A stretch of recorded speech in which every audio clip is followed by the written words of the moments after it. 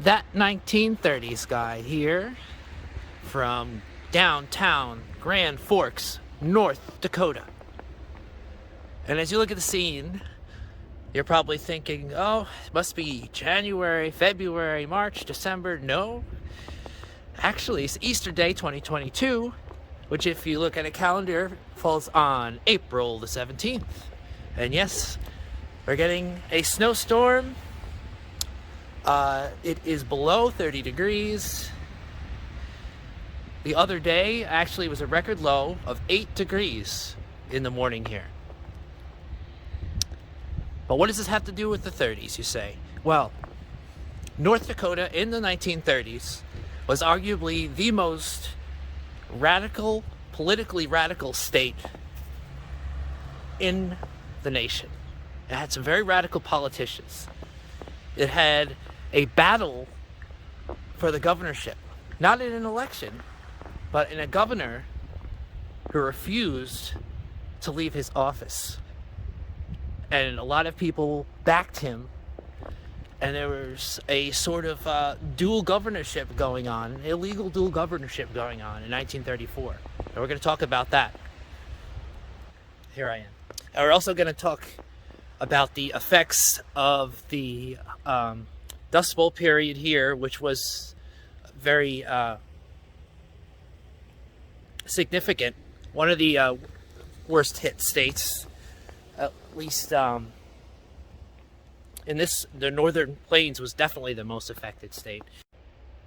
For being a relatively obscure state, North Dakota actually has a very interesting history. It's the fourth least populated state, and it actually just recently, with the oil shale boom in the western part of the state, re-hit its population from the 1930s. It was actually going down every decade since then. But aside from that, there's some great stories about North Dakota that I'm going to tell from the 1930s. And you're going to like it, so stay tuned. And here is the Red River of the North, which separates Minnesota and North Dakota. And it is pretty high this time of year as the snow melts. Well, a lot of the earlier winter snow, from what I hear, melted. But now new snow, as you saw from the intro, recently fell. So the river's going to get higher. And this river has actually been an issue here. There was a major flood in 1997 and some other years. You can see I'm kind of in the sun here, but here. This is a monument showing the different years and how high the river got. And in 1997 was the worst. They flooded the whole downtown area. But getting back to the 30s, I come here because of weather. North Dakota was very affected by the Dust Bowl drought of the 1930s. And as I described in other videos, it wasn't just 1 year of drought. It was year after year after year. And that's what made it so terrible. With the 1930, 34, and 36 being the worst. And North Dakota was very much affected. In fact, its peak population up until the last decade was in 1930. It's the year 1930, where it reached about 680,000 people. And because of the terrible drought that happened that year, and in further years, the population continued to decrease and never fully recovered until 2011. But the oil shale boom, it finally reached 680,000 again. Is now well above 700,000 and still increasing. But North Dakota was the most affected state on the northern plains. The worst of the Dust Bowl, of course, was in eastern Colorado, western Kansas, western Oklahoma, and parts of northern Texas. But there was also a drought throughout the whole middle of the country and the continent, really, because Canada was affected too. And North Dakota was the most affected of the northern plains. in 1936, or by 1936, they had the third highest percentage of drought, being measured by the percentage below normal rainfall during those years. They were third. The only other states, I believe Oklahoma and Arkansas, the only two states that had a lower or a higher percentage of low rainfall, if that makes any sense. And so it affected a great many people in the state and contributed to their more radical political philosophies of the time, because they were in a lot of pain. And a lot of them, though, took blame on Eastern banking interests, Minneapolis banking interests, and that leads to the story of the governor who refused to leave, William Wild Bill Langer. And we're going to talk about that next.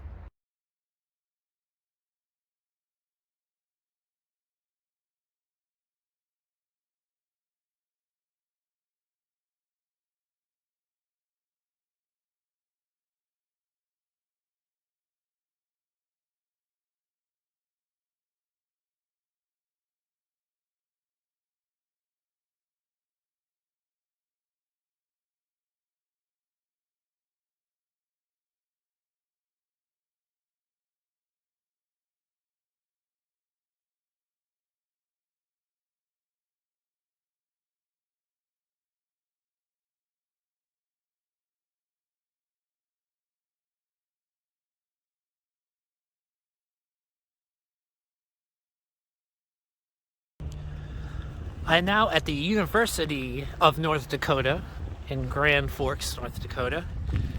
And I'm here because Governor William Wild Bill Langer attended this university, which has been around since before North Dakota was even a state, which is another interesting anecdote, because no one knows if North Dakota or South Dakota was first in becoming a state. Because when Benjamin Harrison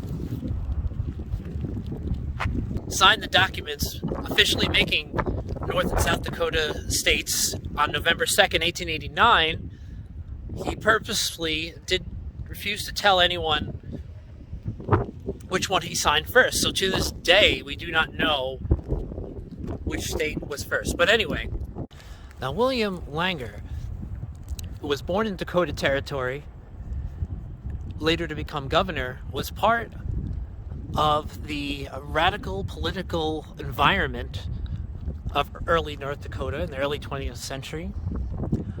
He was part of a new party formed here called the Non Partisan League, or the NPL, which sort of was a branch off of the Republican Party, a progressive branch. North Dakota was still sort of anti-Democrat, because Democratic Party in North Dakota was still sort of associated with the South and urban areas, and they just couldn't completely turn over to the Democratic Party of Wilson in the 1910s, so they formed their own party. And at this time, there was also many socialists who went over to the NPL. North Dakota actually had the highest percentage of socialists in political offices throughout the state, including two towns of Rugby and Hillsborough, which had socialist mayors. But eventually the socialists joined the NPL because they did not like taking orders from the National Party organization, which they thought did not necessarily have the interests of their state in mind. But anyway, William Langer was part of this.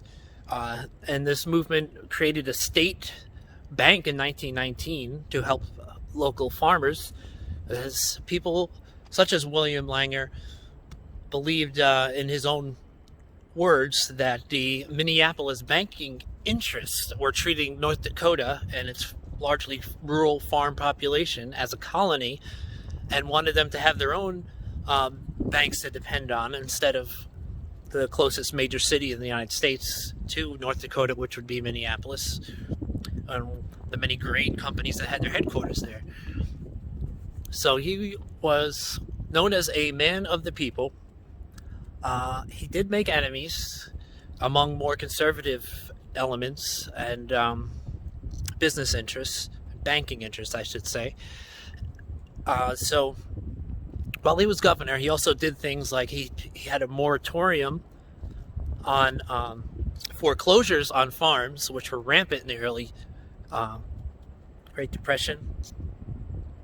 And he put an embargo on wheat so that North Dakota wheat farmers would not have to compete with out-of-state interests. And so while he made many fans, he also had some powerful enemies. And so they went after him when they found out in 1934 that he was giving or pressuring groups who were working on federal relief programs in the WPA to donate money to the NPL, the political Non Partisan League. And they took him to court. The court found him guilty. And so this being a felony, he was by law not allowed to be the governor of North Dakota anymore. And so they kicked him out, and a lot of people were very upset, and Langer refused to follow their order. He said it was a political witch hunt.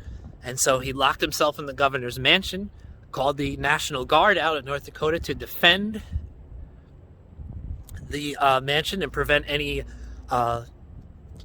from coming in or the courts from serving their writs. And he remained for weeks as one of the dual governors, because the lieutenant governor was officially the governor, but he wasn't allowed to go into the governor's office. The National Guard that was guarding the governor's mansion wouldn't let him in, so he had to form his own office. And for a while there was two different governors giving two different orders to different people who were loyal to each one, and it was very confusing. North Dakota newspapers called it a national embarrassment because of the confusion, because William Wild Bill was very popular governor, so a lot of people wanted him to come in, and a lot of people were trying to find ways to keep him in. But eventually he gave up. He left. But he fought in the courts, and he got the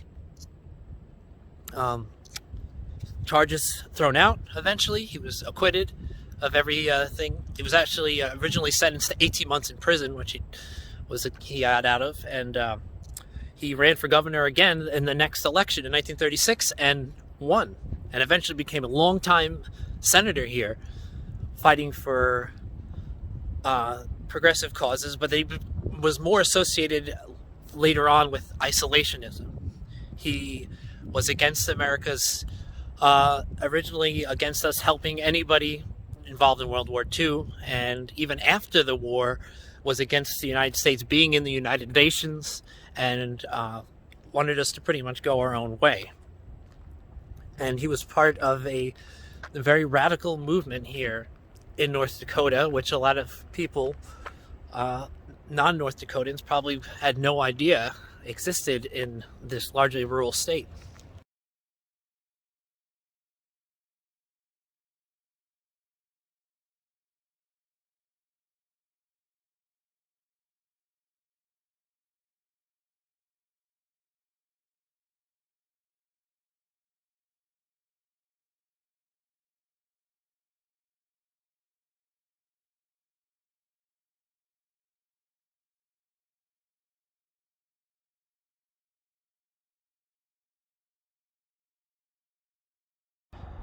Here's the Red River of the North from the Minnesota side, looking towards North Dakota. And I just wanted to make a quick anecdote here about how North Dakota used to be a dry state, but Minnesota was not. This was well before the 30s, the early 20th century, late 19th century. And this is East Grand Forks, and it used to be filled with saloons. Here it is today, because you couldn't drink in North Dakota, but you could drink here. So people used to cross over, and they made a big business with saloons here for the North Dakota drinking tourists.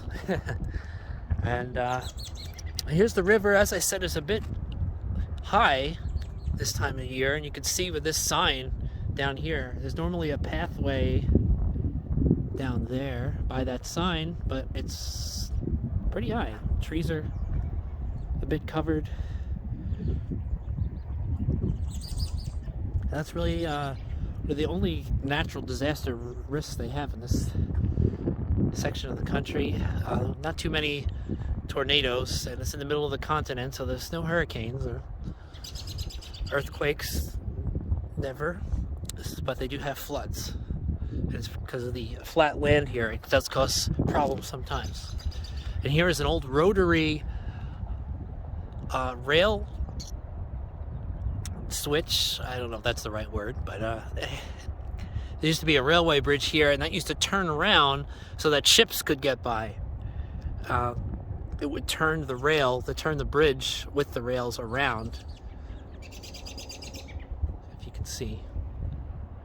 Another interesting piece of history, North Dakota. Not necessarily has to do with the 30s, but I'll fit it in because it is history of the state.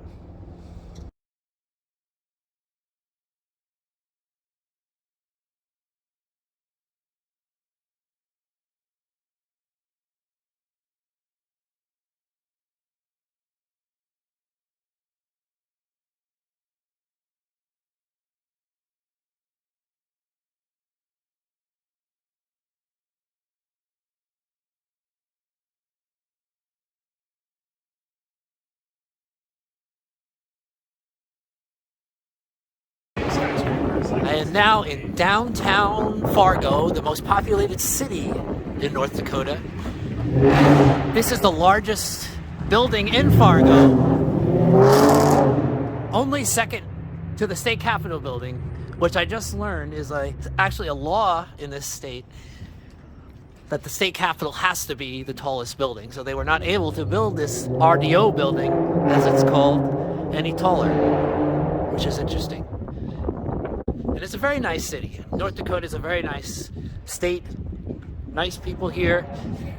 It seems to be prospering relatively good, much better than it was doing in the 1930s when things looked pretty bad, especially as the population decreased rapidly.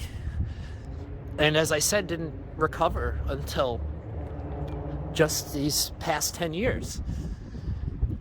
And it's still a very agricultural state. Sugar beets are a big product, especially in the eastern half of the state, as it was in the 1930s as well, when there was a bit of an issue about tariffs.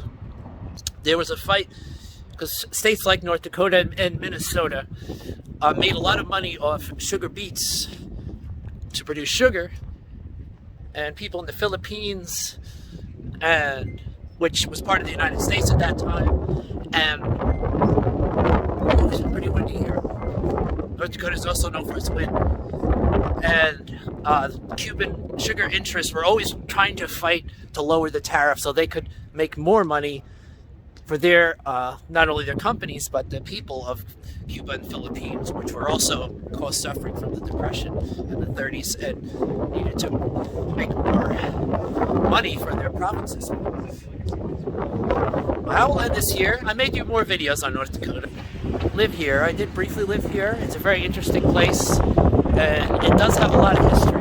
Very radical political history. And a lot of interesting facts for a relatively lower populated state. And thank you for watching. And if you enjoyed this video, please like and